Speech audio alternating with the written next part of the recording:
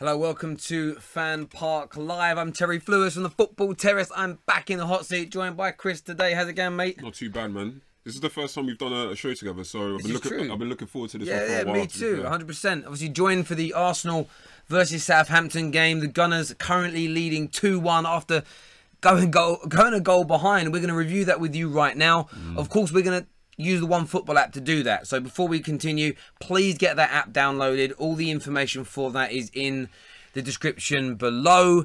To get that done for us right now. And also, whatever platform you're watching on, smash that like button and let's hit that share button as well. Phone calls that will be taken at halftime on 0203 606 0315 as well. So get your calls in to us. But Chris, that performance, I mean, we saw a game of two halves yesterday between the two Manchester clubs. That was a game where there was two halves within the first half. I mean, Arsenal started poorly and they came on really strong. Yeah. I mean, Southampton have got more to fight for in this game than Arsenal do. At this point, it's just more. I'm not going to call it a training ground session for us. It's more of an opportunity for key players to rest and for some players like Reece Nelson to make an impression. Kolasinac, Chambers to Welbeck, Aubameyang obviously getting minutes in the Premier League that he can't get in Europe. And the start, I think, was more so shaky in terms of our defence. I mean, the mistake that we made was outrageous. Just, I don't want to be too harsh in a sense of saying that's something that I see regularly from Mustafi and Cech. Cech has been a lesser version of the Cech that we've known over the years. This season, I mean, there was that mistake against Swansea. I'm pretty sure it was Swansea when he miskicked it. Yeah. Mustafi has made a few errors during this season as well. But even prior to the goal, I mean, Tadic got in behind on a couple of occasions. Ward-Prowse had an opportunity to put Southampton up early on as well too. Long has looked threatening, which is something that I have a grievance about, considering he's not scored in how many games. 2 goals in the Premier League this season with Shane Long. And you said that Arsenal are making him look like... Yeah, Lewandowski. Yeah, we're making him look like Lewandowski. Like, we have this thing of like making players lesser players without trying to be disrespectful. But he is. He plays in the Premier League, but he's not a prolific goal scorer. He'd have more than 2 goals this season if he was. Take our first call of the day. Hello, welcome to FanPark Live. What's your name? Yash. Yash, hello, mate. How are you? I'm good. How are you? Yeah, I'm very well, thank you. What was your thoughts on Arsenal's first half display? You happy?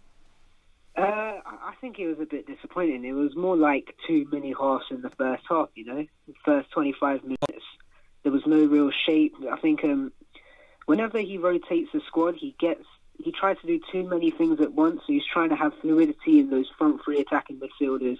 He's trying to put Welbeck to make 2 strikers up front and have Kolasinac as a left wing back. Nothing was working.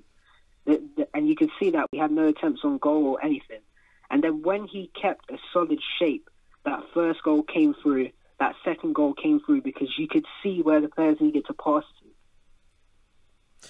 Well, you picked up, didn't you, Chris? You were saying that at one point Danny Welbeck was deeper than... Yeah, I mean, there was a point where...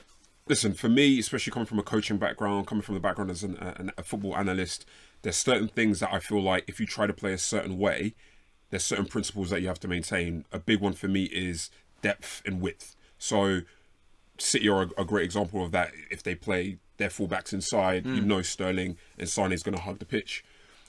With Arsenal earlier on today, there's a point where I'm seeing Bellerin very narrow. I'm seeing, not El Neni, I think it was Iwobi as the wider player.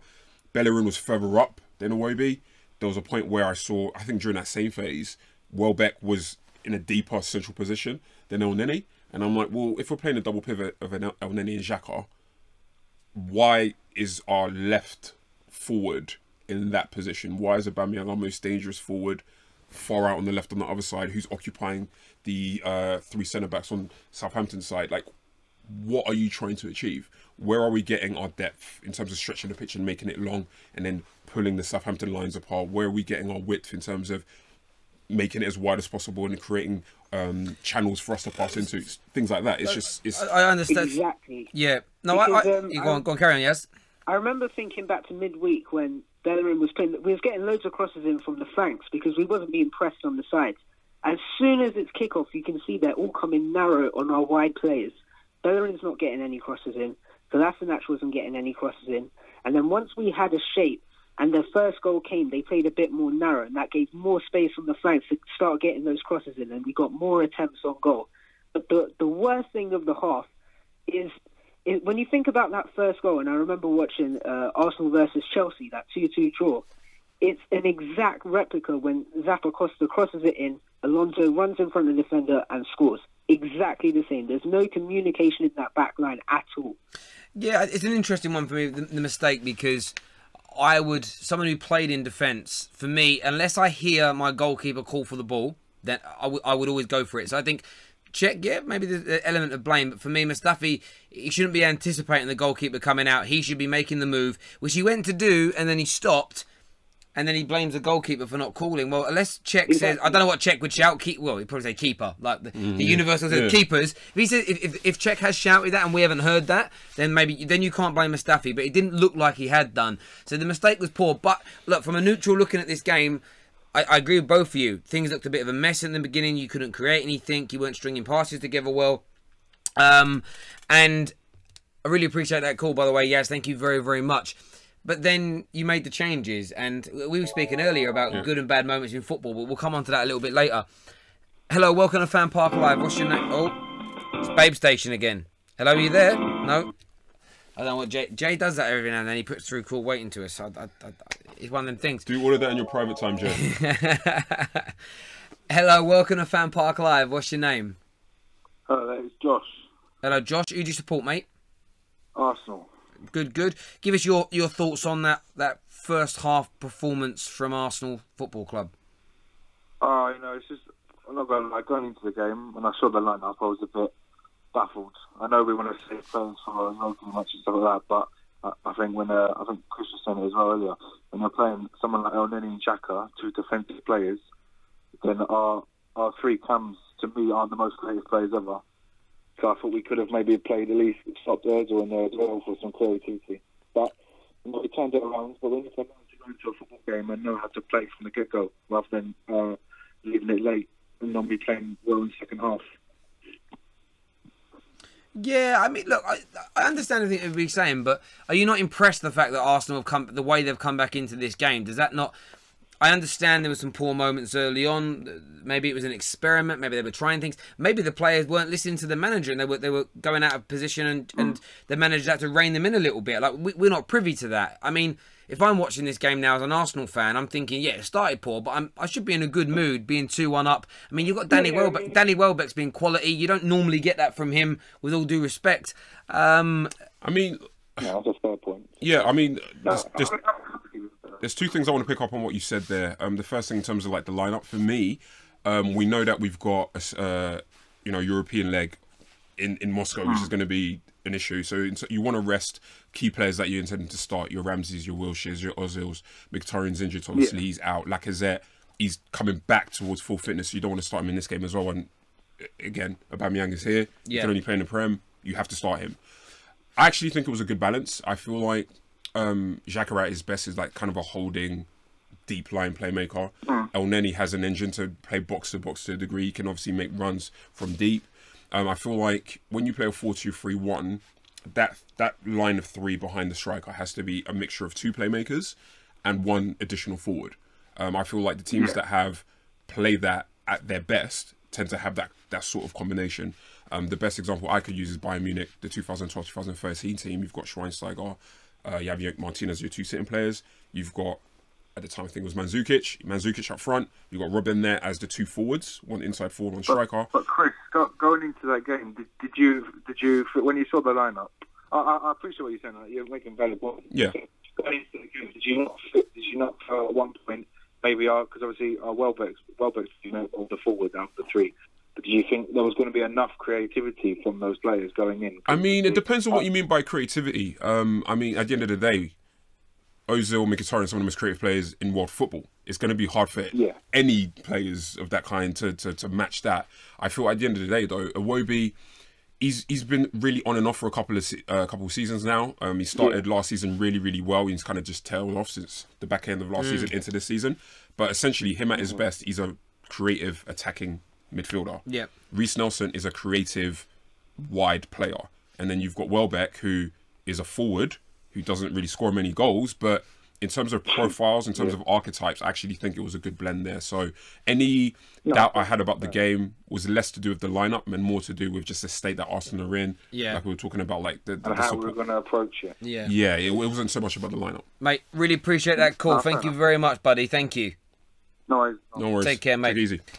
We're going to go through the OneFootball app now, just before the start of the second half. Make sure you get that downloaded. All the information is in the description below.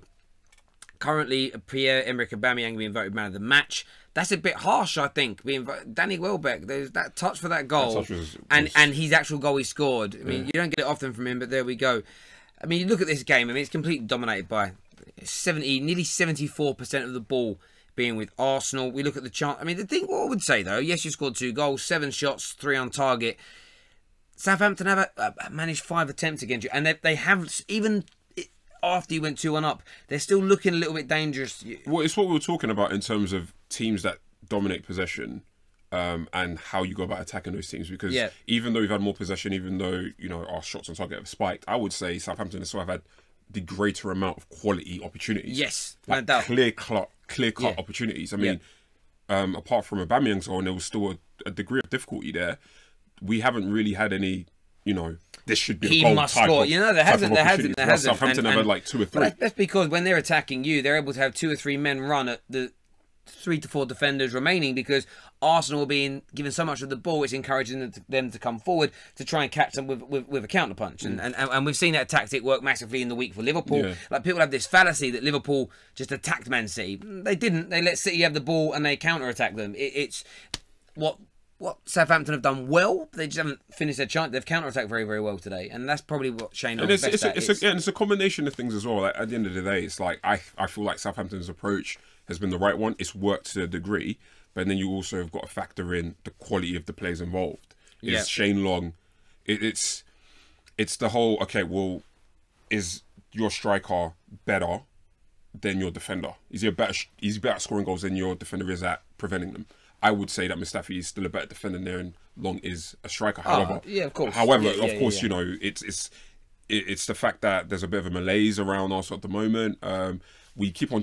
I feel like we keep on chopping and changing our backline a lot. Yep. I don't feel we've had a settled backline throughout the season. Obviously, we know that Koscielny, when he is available, he starts. But we've went from playing 3 at the back to now playing the back 4 again. I think there's a mental state within it as well. I think when players go up against Arsenal, there's this. They're a bit of a wounded animal. Let's have a go at them. They're not scary as maybe they once were, and that encourage. I remember watching my team, Man United, under Moyes and LVG. I was like, teams actually come and have a go at us now. Under Fergie, everybody was too scared to. Yeah. And there's that mentality shift, which Arsenal are not a scary team to play anymore for a lot of people. People don't get as nervous about, which is, I suppose, is goes to the territory with the way you've been performing and playing massively. But look, we're going to go and watch the second half, because that has probably already just begun.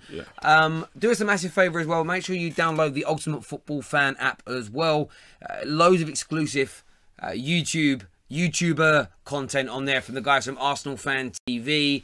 And many other channels and platforms as well. So go and download that for free. We'll be back at full time to talk more about Arsenal and some football stuff in general. Smash that like button. Leave all your comments below. Take care. God bless. And we'll see you all in a little while. 45.